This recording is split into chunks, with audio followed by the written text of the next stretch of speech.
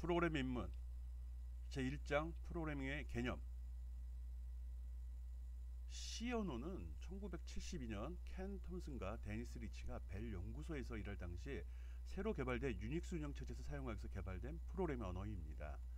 켄 톰슨은 BCPL 언어를 필요에 맞추어 개조해서 B 언어라고 이름을 지었고요.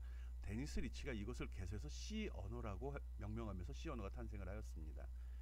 유닉스 시스템의 바탕 프로그램은 모두 C 언어로 작성되어 있는데 수많은 운영체제의 커널 또한 C로 만들어져 있습니다.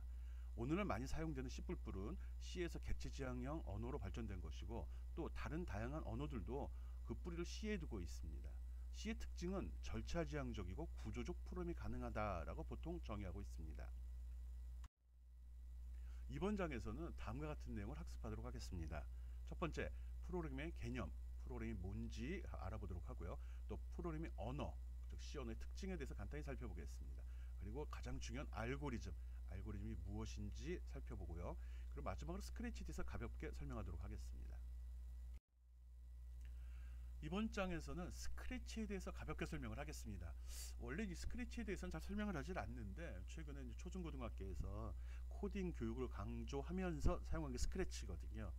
스크래치는 엄밀하게 해서 초등학교, 유치원, 초등학교 학생들이 어떤 프로그램의 개념을 가지라고, 또 한편으로 프로그램의 개념이라는 게 엄밀하게는 알고리즘이거든요. 단순히 프로그램 명령어 몇 개 배웠다고 해서 프로그램을 할 줄 안다 이렇게 얘기하면 안 됩니다. 그래서 그 알고리즘의 개념을 어릴 때부터 몸에 익히기 위해서 가리키는 소프트웨어다 생각하면 됩니다. 이미 배운 학생들도 많이 있을 거고요. 한번 살펴봅시다. 스크래치는 MIT에서 개발된 프로그램 개념을 학습하기 위한 도구입니다. 그림과 같이 그림 보면 일단 그림이 그냥 아동테크의 고양이 그림이 나오니까 쉽죠. 그리고 왼쪽에 스테이지라고 되어 있고 오른쪽에 블록, 가운데 보면 다양한 모양의 도형들이 쭉 제시가 되고요. 그걸 마우스로 마치 파워포인트에서 그림 그릴 때 위에 삽입, 도형에서 원하는 동그라미, 네모, 선들을 끌어다 붙이듯이 갖다 붙이기만 하면 됩니다. 그리고 친근하게 얘는 한글로 되어 있네요. 예, 요즘에 나오는 이런 툴들은 다 다국어를 지원하기 때문에 한글 윈도우는 한글로, 영어 윈도우는 영어로, 중국어 윈도우는 중국어로 표시가 됩니다. 여기서 하나하나의 기능을 불러서 순서대로 쭉 연결시켜 주게 되면은 그게 하나의 프로그램이 되는 거고, 이걸 실행시키면 그 결과를 바로 비주얼하게 시각적으로 확인할 수 있도록 표현을 합니다. 항목들은 저기 설명대 위에 메뉴가 표시가 되고요. 여기 메뉴 표시됐고, 그다음 스테이지라고 내가 만든 것이 동작한 어쩌면 결과창이라고 생각하면 됩니다. 그리고 여기는 도구들, 명령어, 마치 그 순서도로 생각하면 순서대 심벌이 되는 거고, 슈도코드로 생각하면 슈도코드 코드들이 되는 겁니다. 그리고 요거는 사용자가 작성한 코드가 돼, 이게 프로그램이 되는 거죠. 이 스크래치는 기본적으로 그 블록 코딩 방식을 채용했습니다. 어린 학생들이 프로를 배울 때 타이핑을 치다가 오타가 나거나 자판 배열을 몰라서 고생하는 걸 줄이기 위해서 그림만 갖고, 즉 마우스에 그림을 쭉 배치하는 걸로 어떤 프로를 완성하도록 했습니다. 그래서 내가 원하는 걸 쭉 완성시켰으면 시작 버튼 누르게 되면 그 결과가 여기 스테이지 창에 모두 표시가 되는 거죠. 굉장히 단순합니다.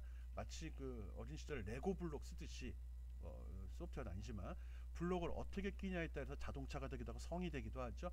그런 거를 직접 이 코딩 기법을 이용해서, 즉 알고리즘 개념을 운영중에 심어주려고 만든 소프트웨어입니다. 예, 두 번째 화면 코디 고양이 댄스 예제라고 나와 있는데, 여기 보면 다 영어로 표현된 거는 아까 한글로 표현된 거에 사용하는 언어만 바꿔주면 모든 블록이 영어로 이렇게 변동됩니다. 그리고 작업하는 내용이 쭉 표시가 됐죠. 여기 보면 모션, 룩, 사운드, 펜, 그래서 어떤 작업을 할 건지 골라주게 되어 있는 거고요. 모션을 누르게 되면 움직임이 있죠. 움직일 때 어떻게 움직일 건지가 아래에 이렇게 표시가 됩니다. 단순하죠. 끌어내면 되고요. 지금 이걸 굳이 이 C 프로그램 시간 설명하는 이유는 여러분이 이제 교양으로 C를 배우고 있는 거기 때문에 필요에 따라서 스크래치라든지 앱 인벤터라든지 기타 여러 가지 블록 코딩 방식의 툴들이 많이 제공되고 있거든요. 그리고 교양, 즉 프로그램 감각이 없는 친구들한테 이런 방식으로 프로그램 방식을 많이 교육을 하고 있습니다. 기본 개념은 다 동일하거든요. 이런 블록을 제시하고 블록을 조합함으로써 내가 원하는 문제를 해결할 수 있도록 합니다. 이거 할 때 주로 배우는 내용은 여기 위에 나온 이거 스크립트라고 하는 이 블록들의 그룹이 뭘 의미하는지, 여기 센싱, 또 컨트롤, 이벤트 이런 용어의 의미가 뭔지, 그 속에 이런 작업들이 무슨 일을 하는지를 쉽게 이해하자는 거거든요. 그 사용법은 그냥 마우스를 끌어다 놓기만 하면 됩니다. 보통 이렇게 특별한 사용 설명 없이 눈에 보이는 대로 작업할 수 있는 직관적 사용법이라고 이야기하거든요. C는 직관적 사용을 하진 않습니다. 그렇지만 최근에 나온 이 블록 코딩 방식의 툴들은 직관적 사용이 가능하거든요. 그냥 끌어다 놓기만 하면. 그리고 여기 보면 위에 소켓 이렇게 들어가고 나온 부분들이 있죠. 이게 마치 레고 블록 오목 블록을 끼워 맞추듯이 갖다 근처에 되면 딱딱 달라붙도록 해서 어떤 순서를 나타냅니다. 순서. 앞에 순서도에서 보면 블록 도형을 쓰고 화살표로 연결 관계를 표시를 했었죠. 얘는 그 화살표 대신에 보통 소켓이라고 이야기를 하는데 이 소켓을 여기다 표시해서 연결 관계를 명확히 하고 있습니다.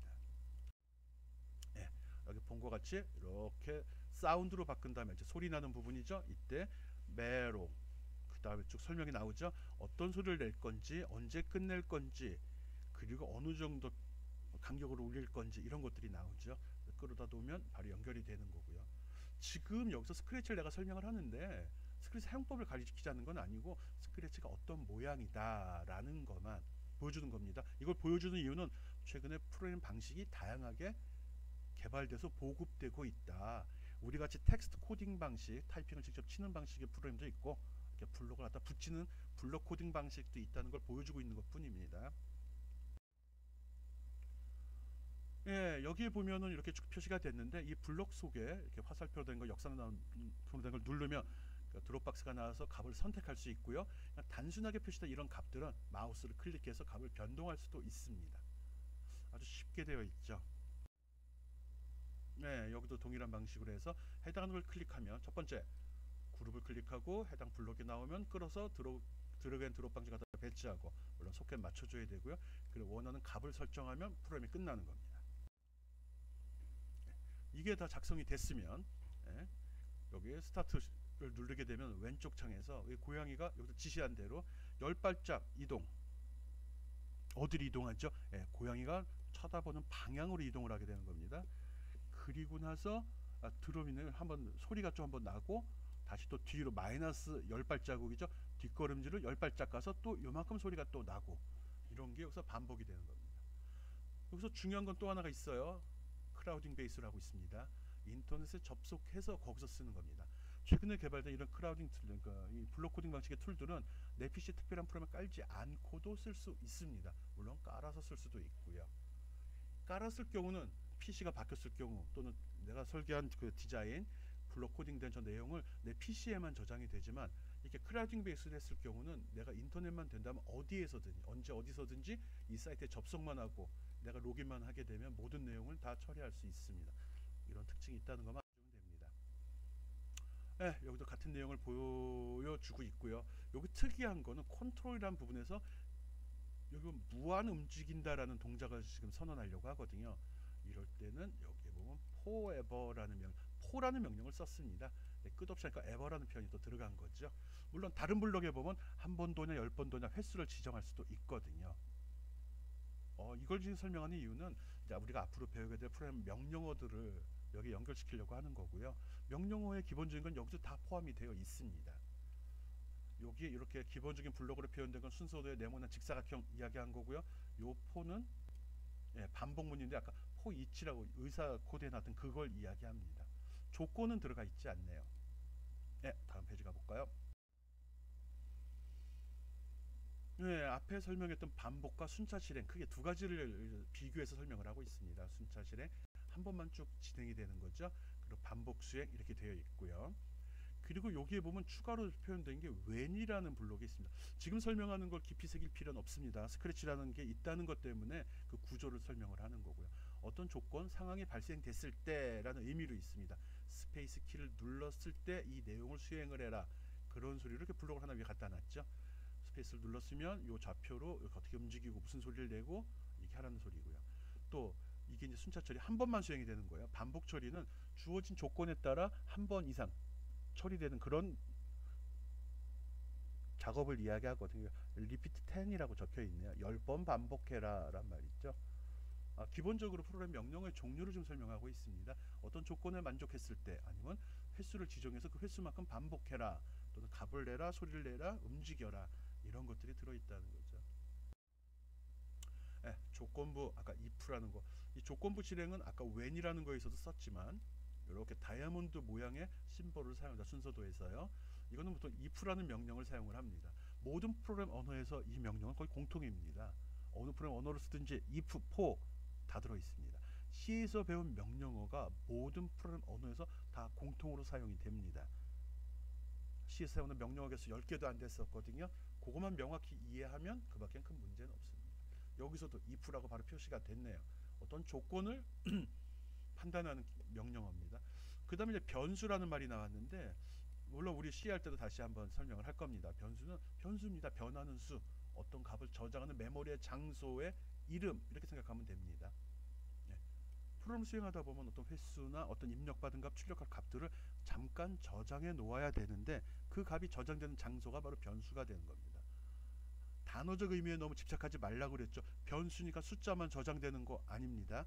문자가 저장되든 숫자가 저장되든 문자열이 저장되든 다 변수라고 합니다. 블록 코딩 방식의 통합 개발 환경을 제공하는 앱 인벤터라는 프로그램을 간단히 소개하겠습니다.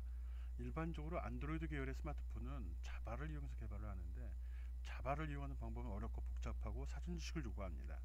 그래서 구글에서는 이런 문제점을 해결하기 위해서 2010년 앱 인벤터라는 툴을 개발해서 현재 보급 중에 있습니다. 앱 인벤터는 현재 MIT 미디어랩에서 지원하고 있으며, 2014년에 앱 인벤터 버전 2를 내놓고 이게 이제 대중적인 인기를 얻고 많이 활용되고 있습니다. 앱 인벤터는 안드로이드 기반 휴대폰에서 구현되는 걸 목표로 하고 있고, 목적으로 하고 있고, 에뮬레이터 앱을 개발해 갖고 PC상에서도 에뮬레이터를 이용해서 앱 개발을 도와주고 있습니다.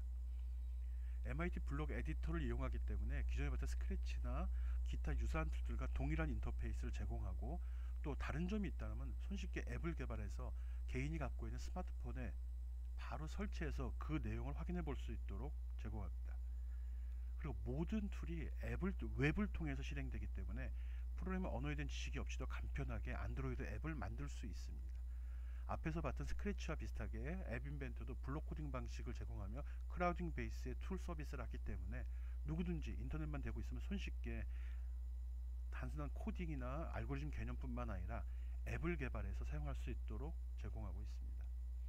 구글이 제안한 앱 인벤터는 레고 블록 조립과 같이 블록 결합을 통해서 손쉽게 프로그램 제작이 가능하도록 개발 환경을 제공하고 있으며, 단순한 프로그램 블록을 서로 끼워 맞추는 것으로 시각화된 언어를 제공합니다.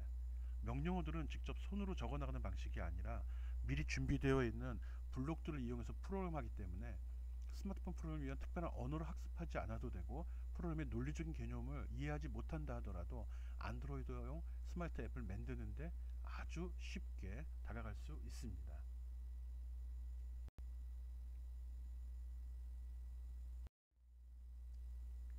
지금 보이는 것 같이 안드로이드용 앱 인벤터는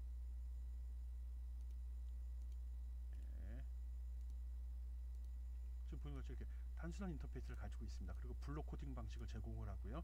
이렇게 만들어진 것이 AI 스타터라는 에뮬레이터 통해서 PC에서 바로 확인해 볼 수 있고, 또 이거를 즉시 다운로드 해가지고 폰에서도 확인해 볼 수 있습니다. 앱 인벤터가 제공되는 브라우저는 기본적으로는 구글 브라우저를 기본으로 합니다. 파이어폭스나 이런 것도 사용이 가능하고요. 단지 문제가 있다면은 마이크로소프트에서 나온 인터넷 익스플로러나 엣지에서는 수행되지 않는다는 것이 좀 단점일 수도 있고요. 그래서 지금 본 것 같이 블록 코딩 방식을 제공하고 에뮬레이터가 제공되는 툴은 흔하지 않은데, 앱 인벤터가 이런 기능을 제공하기 때문에 초보자라 할지라도 손쉽게 앱 인벤터는 크게 봐서 두 가지 인터페이스를 제공합니다. 크게 봐가지고 여기 적혀 있듯이 블록, 그 다음 디자이너라는 두 가지를 제공을 합니다. 지금 보여주고 있는 것은 디자이너 뷰인데, 디자이너 뷰는 마치 그 비주얼 스튜디오를 사용해서 비주얼 또는 윈폼 계열의 프로그램을 짜본 사람들이라면 손쉽게 다가갈 수 있습니다. 왼쪽에 팔레트라고 해가지고 팔레트에는 기본적인 유저 인터페이스가 제공이 되고요. 그뿐만 아니라 화면 배치하는 거, 각종 미디어 파일, 또 드로잉과 애니메이션, 그다음 각종 센서, 이 센서가 들어있다는 게 가장 큰 특징인데, 스마트폰에 들어있는 모든 센서를 제공하는 걸 목표로 하는데, 현재는 몇몇 센서를 뺀 대부분의 센서가 여기 블록 라이브러리로 제공이 되기 때문에 누구든지 손쉽게 사용할 수 있습니다. 그리고 비주얼 스튜디오에서 폼 디자인함과 동일하게 왼쪽 팔레트에 있는 객체를 갖다 끌어다가 바로 여기다 배치하게 되면 여기 보이는 것 같이 바로 비주얼하게 스마트폰에 표시되는 내용을 바로 그려주고 있습니다. 뷰어에 팔레트에 있는 어떤 객체가 배치가 되게 되면 그거는 컴포넌트 목록의 리스트로 쭉 열거가 되고요. 거기에 디테일한 속성에 대해서는 프로퍼티 창에서 메시지라든지 컬러라든지 사이즈라든지 동작에 대한 것도 모두 제공을 합니다. 물론 밑에 비디오를 제공할 수 있는 기능을 제공해서 음악이라든지 그림이라든지 기타 파일도 업로드 시켜가지고 앱에 적용시킬 수 있습니다.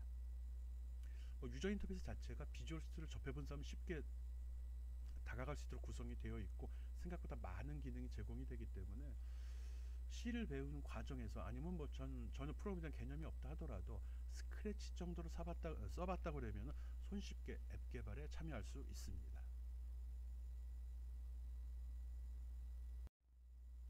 이것은 블록 윈도우인데, 그러니까 블록 디자인을 하는 겁니다. 앞에서 디자이너 윈도우 같은 경우는 스마트폰 화면에 표시된 내용을 설계하는 거고, 여기 블록 뷰에서는 기능적인 부분을 설계하도록 되어 있습니다. 기본적으로 빌트인 과정에서 컨트롤, 로직, 여기에 이제 프로그램의 기본 요소들, 조건 또는 논리, if 비교하는 거, 산술 계산, 메시지, 그리고 데이터 관리, 기본으로 비주얼 스튜디오 C랑 틀리게 이 앱 인벤터 같은 리스트를 기본 데이터 구조로 사용을 하고 있습니다. 각 해당하는 객체 컴포넌트를 선택하게 되면 거기서 지원 가능한 블록들이 그 다음 창 뷰창에 제시가 되고요. 이걸 갖다가 오른쪽 뷰창을 끌어내면, 즉 블록 창에서 해당하는 객체를 선택하면 사용 가능한 블록 리스트가 제시가 되고요. 이걸 드래그 앤 드롭으로 끌어다가 뷰창에 배치하게 되면 여기 보이는 것처럼 어떤 블록이 완성이 됩니다. 이 앱 인벤트도 이벤트 드리븐 방식을 사용하기 때문에 시작과 끝이 명확하진 않습니다. 단지 내가 필요한 기능만 블록으로 구성해 주면은 그 자체가 원하는 기능을 수행하도록 구성되어 있습니다. 물론 이 앱 인벤터도 자바 베이스로, 자바를 기반으로 구성된 거고, 여기서 작성된 소스를 나중에 열어보게 되면 자바 코드를 확인할 수 있습니다.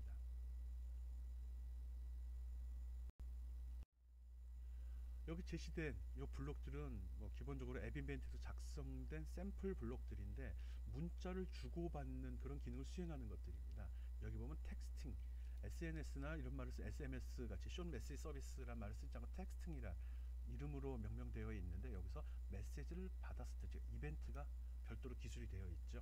그리고 그때 주고받는 매개 변수에 대해서는 마치 함수를 기술하는 것과 같이 함수 괄호 속에 매개 변수명을 적듯이 기본으로 제시가 되고요.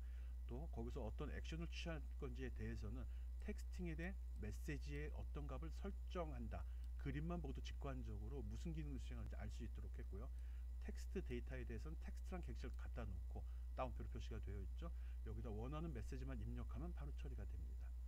앱 인벤터는 기본적으로 모든 언어를 다 제공을 합니다. 영어 베이스로 하게 되면 이렇게 영문이 나타난 거고, 한글로 처리하게 되면 한글로 모든 블록들이 표시가 됩니다. 초보자라 할지라도 쉽게 쓸 수 있는 거고요. 단지 스크래치랑 차이가 있다고 그러면 스마트폰에서 동작하는 걸 목표로 하기 때문에, 그리고 또 여기 다양한 센서를 사용하기 때문에 고등학교 이상, 대학교 이상의 학생들이 학습해서 프로그램 가능하도록 제공을 하고 있습니다. 그 밖에 문자를 보내는 기능에 대해서도 스마트폰의 동작 원리를 전혀 모른다 하더라도 단순하게 텍스팅의 메시지 샌드 메시지라는 블록만 불러드리게 되면 일종의 함수가 되겠죠. 그러면 문자가 바로 전송이 됩니다. 물론 최근에는 구글 정책에 따라서 이 메시지 보내는 방식이 직접 보낼 거냐 아니면 간접으로 보내냐, 간접 보낸다는 거는 앱에서 보내는 게 아니라 스마트폰 자체에 문자 발송창으로 넘어가서 거기서 확인해서 보내는 방법도 선택해 주고요. 또 기존의 앱 인벤트에서 서비스되지 않던 백그라운드 작업도 제공을 합니다. 즉 앱이 활성화되어 있는 동안에만 앱이 수행되도록 구성이 되어 있는데, 이 문자와 같은 경우는 비활성화되어 있는 거, 미니마이즈 돼 있을 때도 수집된 문자, 수신된 문자를 제어할 수 있는 기능을 제공을 합니다. 보다 디테일한 거는 프로그램 하면서 확인할 수 있고요. 중요한 거는 한글이 된다는 거, 이거에 대해서는 초보자들이 굉장히 좋아하는 기능 중에 하나입니다. 기본적으로 앱 인벤터를 사용할 경우는 이 코드 방식으로, 즉 코드를 타이핑해서 그걸 컴파일러 쓰는 방식을 하질 않습니다. 즉 문법적인 사항을 고려할 필요도 없고 작업 중에 오타 발생의 그런 두려움도 제거됐다는 거죠. 개발 시간이 많이 단축이 되는 거고요. 또 오류의 가능성도 많이 떨어지는 거죠. 오른쪽에 보이는 것 같이 단순히 블록만 마치 파워포인트에서 어떤 도형을 갖다가 서로 연결시켜서 순서대로 만들듯이 그림을 그리듯이 프로그램 수행되는 내용을 갖다 붙이기만 하면 됩니다. 물론 여기서 처리되는 내용은 스크래치 같이 코딩의 기초를 학습하는 거랑 좀 차이가 있습니다. 작성과 동시에 비주얼하게 확인할 수 있는 내용이 아니라는 거죠. 문자 보내는 거를 컴퓨터상에서는 확인할 수 없습니다. 왜? 컴퓨터는 문자 보내는 기능이 없거든요. 또는 뭐 온도 센서, 빛 센서 또는 기울기 센서 같은 경우도 컴퓨터에는 그런 센서가 들어있지 않기 때문에 에뮬레이터를 쓴다 할지라도 PC에서는 확인할 수가 없습니다. 그런 건 모두 스마트폰에 옮겨서, 즉 프로그램을 작성한 이후 APK 파일을 만들고 그걸 내 스마트폰에 설치한 다음에 확인하도록 구성이 되어 있습니다. 제공되는 에뮬레이터 같은 경우도 센서 부분에 대해서는 전혀 지원하지 않습니다. 에뮬레이터가 지원한 센서는 뭐 기본적으로 소리 나는 거, 그렇죠? 음성 서비스, 그 다음에 멀티미디어 음악 파일, 영화 파일 다 재생 가능하고요. 또 한다고 그러면 기본적으로 시간값 관련되는 것도 모두 수행이 가능합니다. 이건 알고 있는 안드로이드 비주얼 스튜디오, 안드로이드 스튜디오의 화면입니다. 지금 보는 것이 굉장히 복잡하고 C 언어를 배울 때도 보면 툴 사용법 배우는데 1시간 이상의 시간을 투자해야 되는데 이런 거를 안 해도 된다는 장점이 있는 거죠. 화면 되게 복잡하네요. 예, 이게 실제로 좀 난이도가 있는 프로그램입니다. 리스트라는 객체를 이용해서 웹DB를 쓰는 걸 갖다 구성해 놓은 겁니다. 예, 복잡하게 구성이 되어 있는데 앞에 설명과 동일합니다. 예, 여기 화면 설계 관련된 내용은 여기 디자이너 뷰에서 오른쪽에 팔레트에서 원하는 객체를 쭉 배치하면 되고요. 또 레이아웃을 편하게 하고 레이아웃이라는 기능이 있어서 한 객체를 여러 가지 복합적으로 쓸 수 있고요. 버튼이라든지 리스트, 텍스트 박스 그 밖에 다양한 기능들을 제공합니다. 그리고 배치된 것들에 대해서는 나름대로 속성을 사용자가 설정할 수 있고요. 이렇게 화면 설계가 끝나게 되면은 여기 블록 창으로 넘어가서 기능적인 부분을 사용자가 오른쪽에서 원하는 기능, 이건 기본적으로 제공되는 기능들, 이건 사용자가 설계한, 즉 요 화면의 내용이 바로 이것이 되는 거고요. 이건 기본으로 제공되는 라이브러리나 기능 블록이 되는 거죠. 이걸 불러다 쓰는 것으로 처리하고 있습니다.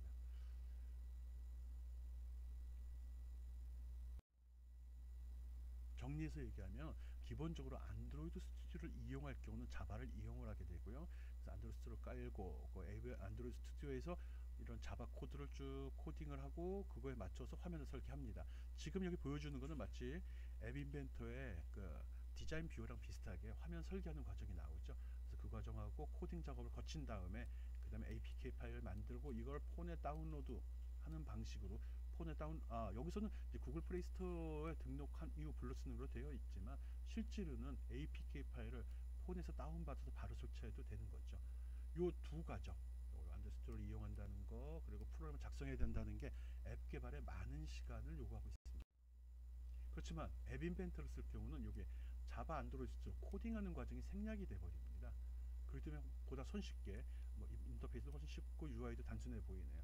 손쉽게 앱을 개발할 수 있고, 그리고 여기도 마찬가지로 플레이스토어, 구글 플레이스토어를 등록하는 걸로 되어 있지만 이 앱 인벤터에서는 AI 컴패니언이라는 프로그램이 제공이 되기 때문에 개발과 즉시 내 폰에서 인터넷이 연결되어 있다면 바로 QR코드가 제시가 되고 그 QR코드를 이용해서 폰으로 다운받아서 그 앱을 실행시킬 수 있도록 서비스를 제공하고 있습니다. 지금까지 간단히 스크립터 작성 요령, 그러니까 스크립트에 대해서 얘기를 했는데 어려운 내용은 아니거든요. 이런 게 있다는 것만 알고, 우리 수업은 스크립트를 배우는 게 목적이 아니거든요. 시간 될 때 인터넷 다운 받아가지고 한번 써보기 바랍니다.